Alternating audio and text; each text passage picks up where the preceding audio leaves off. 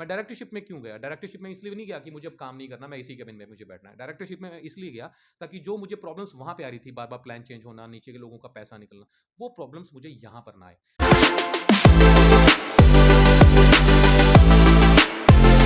नमस्कार, मैं हूं आपका दोस्त अमन दुबे। प्यारे साथियों, लगातार मैं आप सभी को हिंदुस्तान के उन मसीहों से मिला रहा हूं जो डायरेक्ट सेलिंग इंडस्ट्री में क्रांति की तरह फैल रहे हैं और बताओ हिंदुस्तान में नहीं पूरे विश्व में छा रहे हैं। इस इंडस्ट्री को लेकर के एक नया कीर्तिमान स्थापित कर रहे हैं। आज ऐसे ही हमारे मेहमान हैं, एक ऐसा जबरदस्त पर्सनालिटी, एक ऐसे दबंग लीडर जो बताऊं तो डायरेक्ट सेलिंग इंडस्ट्री को एक नए आयाम पर लेके जा रहे हैं, जिनका नाम है कुणाल कामरा जी। सर से भी बातें होंगी, सर के बारे में भी जानेंगे, कैसे सर ने अपने जीवन में एक ज़ीरो से शिखर पर चढ़ करके आज पूरे हिंदुस्तान में छत्र छाया में राज कर रहे हैं। सब कुछ जानेंगे, उनसे बातें भी होंगी। लेकिन सबसे पहले आइए हम सभी मिल कर के सर का स्वागत करते हैं कि सर ने अपना कीमती टाइम। सर बहुत-बहुत स्वागत है, अभिनंदन है आपका। Thank you so very much Dubey ji, और आपका भी बहुत-बहुत स्वागत है। आज मेरे ख्याल से शायद हम लोग फेस टू फेस पहली बार ही मिल रहे हैं, जी। तो मुझे बहुत अच्छा लगा आपसे मिलके। Thank you so much sir. साथियों, ये हैं मिस्टर कुणाल कामरा जी और मैं बताऊँ तो सर बहुत ही अच्छे इंसान हैं, लेकिन कैसे इस इंडस्ट्री में शुरुआत हुई, कैसे जीवन में इन्होंने एक तरफ़ा राज किया इस इंडस्ट्री के ऊपर, आइए जानते हैं। लेकिन सबसे पहले जो आप लोग का सवाल था, हाँ, आप लोग का ही सवाल था ना कि आखिर जब एक इंसान इतना सफल लीडर बना, इतने चीज़ें अचीवमेंट इन्होंने किया, तो कैसे कंपनी के डायरेक्टर बन गए, कैसे इन्होंने कंपनी की शुरुआत की, वो सब जानेंगे। लेकिन सबसे पहला जो लोगों का सवाल होता है कि सर आपकी जर्नी इस इंडस्ट्री में कैसे रही, क्या शुरुआत रही आपके बारे में थोड़ा लोग जानना चाहेंगे सर। एक्चुअली मैंने मार्केटिंग में एमबीए किया हुआ है, मैं लॉ ग्रेजुएट भी हूँ, और मैं इस इंडस्ट्री में आने से पहले मैं कॉर्पोरेट में जॉब करता था, एमएनसीज में था, मैं मल्टीनेशनल कंपनीज में। तो मैं इंश्योरेंस बैंकिंग इंडस्ट्री में था, तो एक समय पे मैं बजाज अलायंस के अंदर ब्रांच मैनेजर था। तो तब मैं मेरा जो चैनल था हमारा, वो ऑल्टरनेट चैनल था। मतलब इंश्योरेंस एजेंसी में आपके पास दो चैनल रहते हैं। एक आपका एजेंसी चैनल जिसमें आप एडवाइजर्स बनाते हैं, एक ऑल्टरनेट चैनल होता है जिसमें आप कॉर्पोरेट एजेंट्स बनाते हैं। तो वहाँ पे मेरा उस समय टाई अप्स था काफ़ी सारी डायरेक्ट सेलिंग कंपनीज के साथ, लाइक आरसीएम, एमवे। तो मैं इनके साथ मिलता था, इनके लोगों को ट्रेनिंग्स देता था। फिर मैंने सोचा कि मुझे एक डायरेक्ट सेलिंग इंडस्ट्री में अपना करियर बनाना चाहिए। पहले तो मुझे यही लगता था कि ये शायद लोगों को बेवकूफ़ बनाने का ही काम है, तो मैं बड़ी नफरत करता था इंडस्ट्री से। फिर लेकिन मुझे समझ आया कि एक अच्छी डायरेक्ट सेलिंग कंपनी के अंदर बहुत अच्छा करियर बनाया जा सकता है। तो 2012 दिसंबर के अंदर मैंने एक कंपनी को चूज़ किया और उसके अंदर अपना काम करना शुरू किया। 11 साल मैंने उस कंपनी के साथ काम किया, और जो सबसे हाईएस्ट लेवल था वहाँ तक मैं पहुँचा। सबसे पहला व्यक्ति था जिसमें मैंने उस हाईएस्ट लेवल का फंड लेने वाला। तो वहाँ तक मैंने 11 साल काम किया, और उसके बाद फिर कुछ रीज़न्स थे। तो रीज़न्स अगर मैं बता दूँगा, कोई दिक्कत वाली बात नहीं अगर आप पूछेंगे भी तो। नहीं, तो उसके बाद फिर मैंने आज से लगभग 10-11 महीने पहले एक कंपनी के अंदर मैं मैनेजमेंट के अंदर गया, और मैं उस कंपनी के अंदर डायरेक्टर हूँ। क्या बात है। सर ने कहते हैं ना कि सफलता की जो सीढ़ी होती है, बहुत ही कठिनाइयों से गुजरती है और एक सफल व्यक्ति शायद सर तभी बनता है, जब वो संघर्ष की सीढ़ियों पर चढ़ता है। जी, बिल्कुल। तो कहीं न कहीं ऐसा मुझे लगता है और लोगों को भी लगता है कि आप आज भले कंपनी के डायरेक्टर हैं, भले आपने 11 साल काम किया, लेकिन आज जो समस्याएँ लोगों को आती हैं शुरू के दौर में, क्या वो समस्या कुणाल कामरा जी को भी आई थी? देखिए, मेहनत का कोई विकल्प नहीं है, और ऐसी कोई जगह नहीं है जहाँ पर समस्याएँ ना हो। तो समस्याएँ तो आती ही आती हैं। खिलाड़ी आदमी वही है जो समस्याओं को एक पार्ट ऑफ द बिज़नेस समझ के चले और उनके साथ ही काम करता रहे। मैंने देखा है लोग आगे क्यों नहीं बढ़ पाते, क्योंकि छोटी-छोटी समस्याओं को लेके बैठ जाते हैं और काम छोड़ के बैठ जाते हैं। तो आप काम मत छोड़िए, आप समस्याओं को साथ ही लेके उनको मैनेज करिए, आगे बढ़िए। समस्याएँ हर बार आती रहेंगी, आज कुछ और तरह की, आगे जाके कुछ और तरह की हो जाएँगी। सो मुझे भी प्रॉब्लम्स आई। जब मैंने अपनी जॉब छोड़ी, तब मेरी शादी हुई थी, मेरी वाइफ़ प्रेग्नेंट थी, और मैंने वो नौकरी छोड़ के मैंने फुल टाइम डायरेक्ट सेलिंग को अपना करियर एज़ ए करियर चुना। 2012 में मैं एक कंपनी के अंदर एरिया मैनेजर था, तो मैंने वो नौकरी छोड़ी। उस टाइम टाइम पे मेरे फैमिली मेरे अगेंस्ट हो गई कि यार, मतलब अच्छी खासी नौकरी छोड़ के और तुम लोग जो है ये क्या करने लग गए, है ना? सो उनको लगता था कि ये जो है मतलब लोगों को बेवकूफ़ बनाने का ये काम है। अगेन वही वाली चीज़। सो दिक्कत आई वो वाली। अब नौकरी छोड़ी तो इनिशियल लेवल पे मुझे ये भी प्रॉब्लम आई कि अब सर्वाइवल कैसे चलेगा? तो उसके लिए मैंने प्रोडक्ट्स बेचना शुरू किया, रिटेल करना शुरू किया। तो वो प्रॉब्लम्स आई, आगे बढ़ते गए। मैं इस इंडस्ट्री में आया था अपने सपनों को साकार करने के लिए। मैं इस इंडस्ट्री में आया था अपनी टीम के सपनों को साकार करने के लिए। मैंने जब इस इंडस्ट्री में कदम रखा, तो 2 चीज़ों के बारे में हम लोग जो है बहुत चर्चा करते थे। एक तो थी एम्प्लॉयमेंट, कि ये इंडस्ट्री एम्प्लॉयमेंट देती है, लोगों को रोज़गार देती है। दूसरा था कि लोगों को अफोर्डेबल प्राइस में प्रोडक्ट्स मुहैया करवाए जाते हैं, डायरेक्ट फैक्ट्री टू कंज्यूमर जो है प्रोडक्ट्स अवेलेबल करवाए जाते हैं। लेकिन कहीं न कहीं मैं देख रहा हूँ इंडिया में नेटवर्क मार्केटिंग खूब फल फूल रही है। लेकिन कहीं न कहीं वो दोनों चीज़ें मिसिंग हैं। लोगों को बोला जाता है कि 3 से 5 साल आपके पास पैसा नहीं आएगा। ठीक है? आप कोई भी कंपनी उठा के देख लो, तो उसके अंदर कुछ चंद लोग ही हैं जो पैसा कमा रहे हैं, नीचे के लेवल पे पैसा नहीं दिया जाता। तो मुझे इस चीज़ से शिकायत है, इंडस्ट्री में रही है, जिसकी वजह से मैंने ये डिसीज़न्स लिया। और दूसरा, लोगों को अफोर्डेबल प्राइस में प्रोडक्ट्स अवेलेबल कराना बेस्ट क्वालिटी के। तो ये वो दोनों चीज़ें जो थी कहीं न कहीं मुझे मिसिंग नज़र आ रही थी। और यही रीज़न है, यही सबसे बड़ा रीज़न है कि इस इंडस्ट्री की मार्केट के अंदर नेगेटिविटी है। आप सोशल मीडिया पे कोई पोस्ट डालते हैं तो नीचे लोग गालियाँ देने वाले ज़्यादा आ जाते हैं, जी, है ना? जी। लोगों को बेवकूफ़ बनाना। अरे भाई, वो बेचारे सताए हुए लोग हैं, है ना? उनको भी किसी न किसी ने सपना दिखाया, किसी की मर्सिडीज़ दिखा के उसको लेके आ गए। अब उसको जब ग्राउंड रियलिटीज़ के बारे में पता लगा तो वो एकदम से हिल गया कि यार ये तो नहीं हो सकता, है ना? और कंपनियाँ खुद ही बोलती हैं कि 3 साल बाद पैसा आएगा, 5 साल बाद पैसा आएगा। सो ऐसे प्लान्स इंडिया में मेरे हिसाब से ऐसे प्लान चाहिए जिसमें तुरंत पैसा आ जाए। हम लोगों को बोलते हैं कि तेरे को 1 लाख आएगा, 2 लाख आएगा। वो बंदा कहता है भाई 2 लाख छोड़, पहले ये बता 10,000 कब आएगा? जल्दी चाहिए मेरे को। सो ये रिक्वायरमेंट्स थी मेरी बेसिकली, जो जिस वजह से मुझे ये डिसीज़न्स लेना जी, पड़ा। जी। कहीं न कहीं आज अगर देखा जाए तो बहुत सारे लोग यही चाहते हैं कि भैया जॉइन कर लो तुरंत पैसा आ जाए। हाँ। लेकिन मार्केट में जैसा आपने बताया कि पैसा तुरंत शायद नहीं आता है, 3 से 5 साल लग जाते हैं। ऐसा माना जाता है कि अगर आप सफलता के लिए अगर आप कुछ बड़ा करते हो, तो बड़ा करने के लिए धैर्य रखना ज़रूरी होता है। शायद लोग धैर्य रखने के लिए धैर्य रखते हैं कि भई चलो 3 से 5 साल धैर्य रख लेते हैं, ऐसा कुछ? देखिए, ये जो कॉन्सेप्ट है ना बेसिकली, वो है यूरोपियन कंट्रीज़ का, इंडिया का कॉन्सेप्ट नहीं है ये। अब वो कॉन्सेप्ट जो यूरोपियन कंट्री से उठा के इंडिया में लेके आया गया, लेकिन वहाँ वाले जो बिज़नेस प्लान थे, वो उस कंट्री के हिसाब से ठीक थे। यूरोप के अंदर जो है, आदमी को 3 साल, 5 साल पैसा नहीं आएगा तो चल जाएगा, राइट? वो डेवलप्ड कंट्रीज़ हैं, विकसित देश हैं, लेकिन इंडिया के अंदर आपको ऐसे प्लान चाहिए भाई।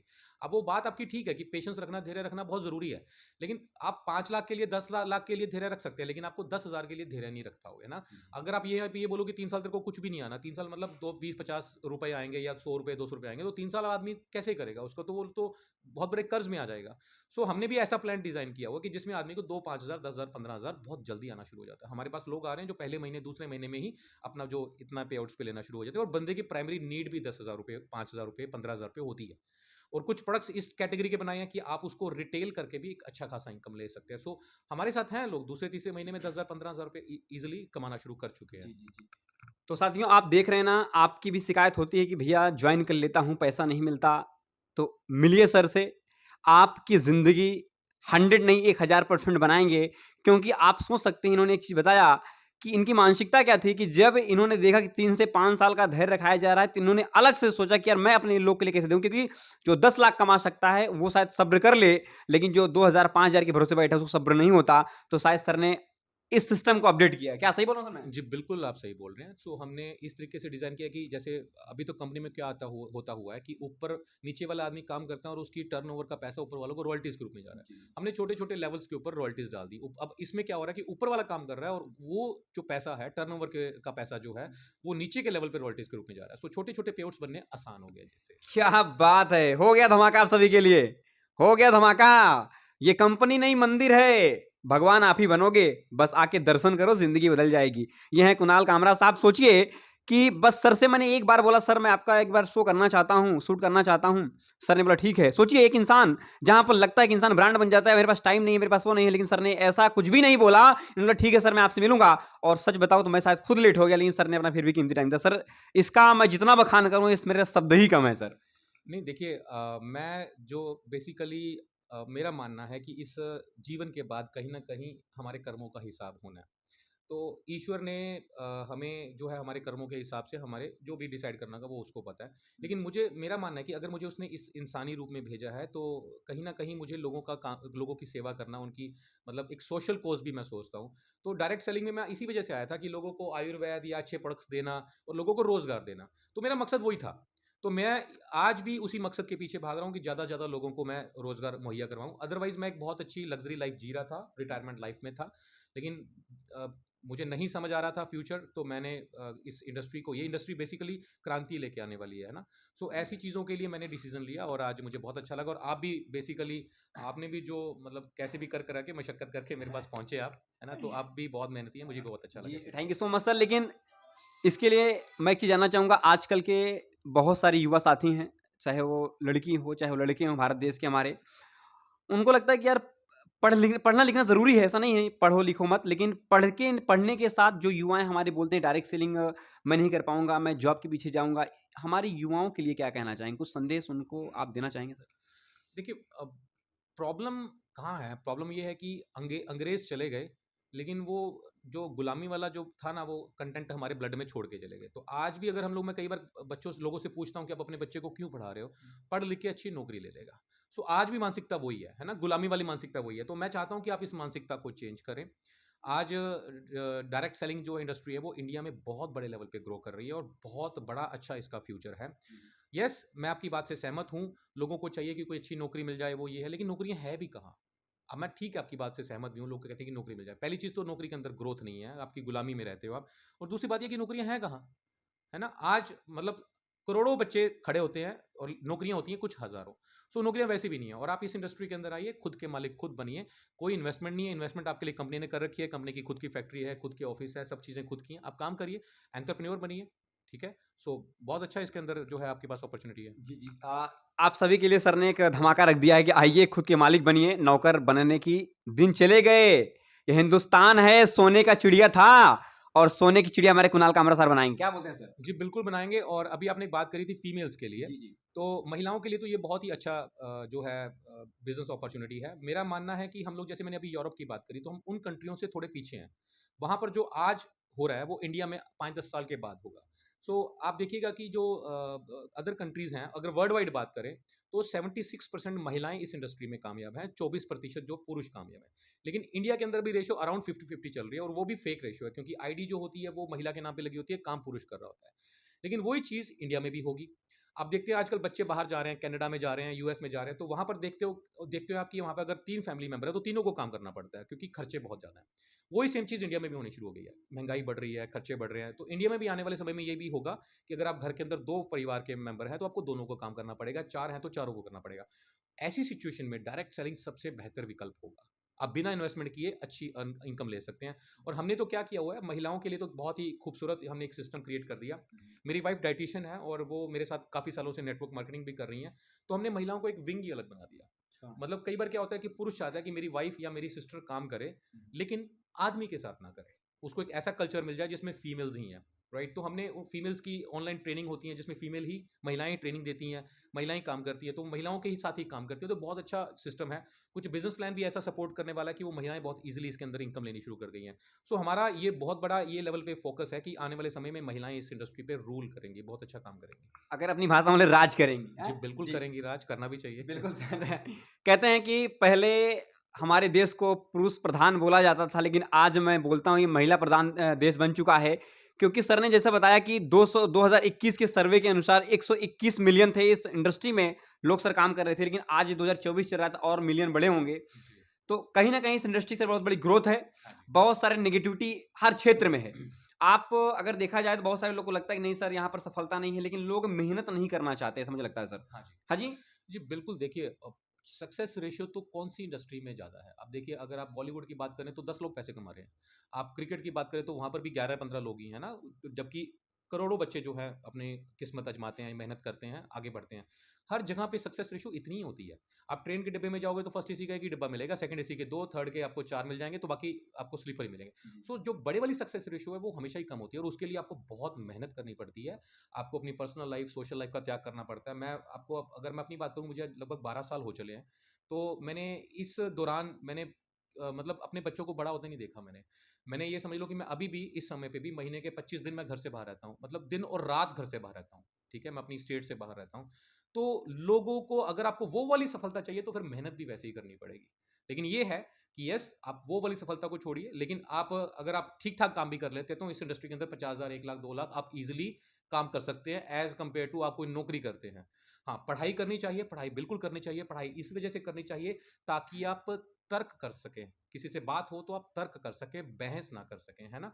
तो पढ़ाई उसके लिए चाहिए, आपकी नॉलेज के लिए चाहिए, आपको बातें करने आपको आनी चाहिए और पढ़ाई बहुत ज़रूरी है। और ये इंडस्ट्री अब धीरे-धीरे करके पहले तो ये था कि लोगों को लगता है कि जो वेले लोग हैं, वही इंडस्ट्री के अंदर आते हैं। अब लोग करियर चूज़ कर रहे हैं, जैसे मैं छोड़ के आया, लोग अपनी एमएनसीज़ के अंदर जॉब कर रहे हैं, वो छोड़ के हमारे साथ आ रहे हैं। उनको अच्छा करियर नज़र आ रहा है। धीरे-धीरे बहुत अच्छी-अच्छी फैमिलीज़, बहुत सब लोग पढ़े-लिखे लोग इसके अंदर बहुत बड़े पैमाने पे पिछले सालों में इसके अंदर आए हैं। और अब हम लोग धीरे-धीरे करके इंडिया से बाहर भी जा रहे हैं। हम लोग उम्मीद है कि अगले 1 साल के अंदर 2-3 कंट्रीज़ में भी हम लोग शुरू करेंगे। तो आपके पास बहुत अच्छा विकल्प है, अगर आप पढ़े-लिखे हैं, तो आप तो बाहर जाके अच्छी इंग्लिश बोल सकते हैं, तो बहुत अच्छा है। सो पढ़िए और साथ में काम करिए। जी, जी, जी। सर थोड़ा-सा टाइम आपका मैं और लेना चाहूँगा क्योंकि मैंने एक पोस्ट आपका डाला था, एक फ़ोटो डाला था, तो उसमें बहुत सारे लोगों ने कमेंट किया I love you sir, sir बहुत अच्छे हैं, सर बहुत बढ़िया ट्रेनिंग देते हैं, सर बहुत अच्छा बताते हैं। तो वो सभी जो आपको इतना प्यार करते हैं, उनके लिए कुछ कहना चाहेंगे आपके शब्द सर, लोग ताकि खुश हो जाएँ आपकी बातों से क्योंकि प्यार बहुत ज़्यादा आपको करते हैं लोग। देखिए, ऐसा है, प्यार भी करते हैं, हाँ, कुछ लोग नफ़रत भी करते हैं, है ना? हर तरह के जी, लोग जी, होते हैं जी, जिनके जी। साथ हमारे विचार मिलते हैं। देखिए दोस्तों, बहुत खूबसूरत इंडस्ट्री है, ईमानदारी से काम करिए, ठीक है? ईमानदारी से काम करिए। एक्चुअल में क्या होता है कि कुछ चंद लोग जो हैं वो मिस कमिटमेंट्स या कुछ आजकल इन्वेस्टमेंट कंपनीज़ या फ़ॉल्स कमिटमेंट्स, लोगों को ख़राब करने वाली कंपनियाँ बहुत सारी आ गई हैं, तो वो कुछ चंद लोगों की वजह से इतनी बड़ी इंडस्ट्री बदनाम होती है, ठीक है?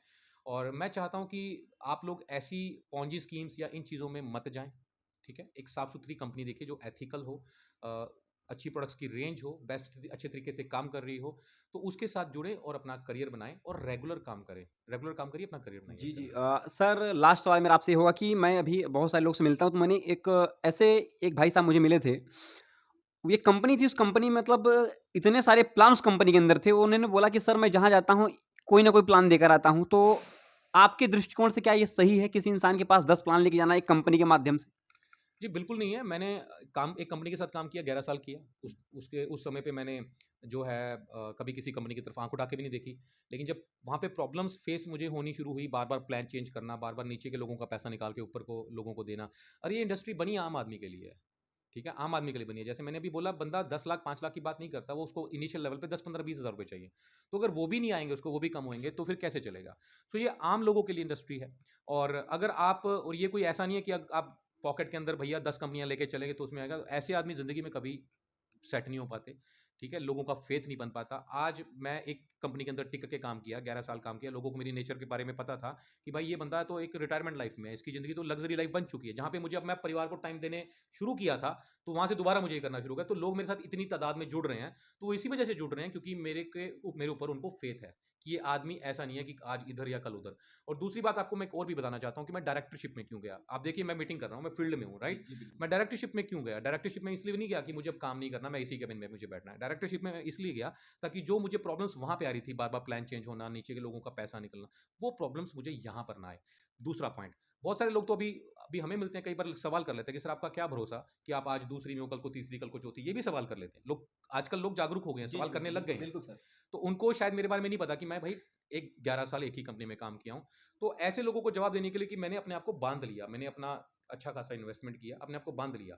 तो अब मेरे पास कोई तीसरा ऑप्शन देखने का मेरे पास ऑप्शन ही नहीं है। तो मैंने ऑप्शन अपने आप को भी बाँध के रख लिया ताकि, क्योंकि मेरा मकसद लोगों को सपोर्ट करना, उनको स्टैंड करना था। और कहीं न कहीं लोग आपको इसलिए भी चाहते हैं कि उन्होंने देखा कि यार एक इंसान जब सफल होकर के जब लग्ज़री लाइफ़ जी रहा था मतलब ग्राउंड पे नहीं आता फिर भी लाखों रुपए जाते, लेकिन अगर वो ग्राउंड में उतारा है तो कहीं न कहीं सिर्फ़ हमारे लिए जी। और यही जनता आपको इसलिए इतना प्यार करती है। सही बात है? जी, बिल्कुल सही बात है। अब देखिए, मैं जब छोड़ा हूँ तभी भी मेरा उससे, जब मैंने डिसीज़न लिया लास्ट मंथ का पे-आउट मेरा उस समय भी 16 लाख रुपए का था, ठीक है? और मैं बड़ा साफ-सुथरा इंसान हूँ, मैं तो दाल-रोटी खाने वाला आदमी हूँ। मैं कोई गलत चीज़ खाता-पीता नहीं हूँ, ना ही मुझे पार्टीज़ करने का शौक है। तो मेरी ज़िंदगी बहुत अच्छी निकल रही थी, इतना पैसा मेरे पास था, इतने मेरे एसेट्स, सब चीज़ें बन चुकी थी, मेरी ज़िंदगी आराम से निकल सकती थी। लेकिन मन में भाव था कि लोगों के लिए कुछ करना है, ठीक है? लोगों के लिए कुछ करना है, इसी वजह से मैंने डिसीज़न लिया और आज दोबारा से फिर से मेहनत कर रहा हूँ। बहुत-बहुत शुक्रिया सर, बहुत धन्यवाद आपने अपना कीमती टाइम दिया। जितना शुक्र करूँ, जितना गुज़ार करूँ, उतना ही कम है। तो साथियों ये हैं कुणाल कामरा साहब सर ने अपना बेशकीमती टाइम हम सभी को दिया है और मैं चाहूँगा इस वीडियो को ज़्यादा से ज़्यादा लोगों तक पहुँचाऊँ क्योंकि बहुत सारे हमारे हिंदुस्तान में युवा साथी हैं, बहुत सारे लोग जो आज की डेट में भी, आज की तारीख में भी करना चाहते हैं डायरेक्ट सेलिंग इंडस्ट्री पर उनके पास चुनाव नहीं, सही प्लेटफ़ॉर्म नहीं, सही रास्ता नहीं, तो कामरा साहब हैं, आपकी ज़िंदगी में वो 4 चाँद लगा दें, आपके सपनों को साकार कराएँगे। सर, आपने अपना बेशकीमती टाइम दिया ख़ास करके दिल्ली जैसे राजधानी से आकर के, इसके लिए मैं ताउम्र रेडी रहूँगा। सर, बहुत-बहुत शुक्रिया, बहुत धन्यवाद सर आपका। Thank you so very much. और दोस्तों, डायरेक्ट सेलिंग इंडस्ट्री के लिए मैं हमेशा खड़ा हूँ और खड़ा रहूँगा। ये बहुत अच्छी इंडस्ट्री है, इसको ईमानदारी से अच्छे तरीके से करें। और जहाँ पर इंडस्ट्री के ऊपर कोई बात आएगी या इंडस्ट्री को आगे लेके जाने की बात आएगी, तो मैं सबसे पहले खड़ा मिलूँगा। Thank you so much sir. Thank you so much.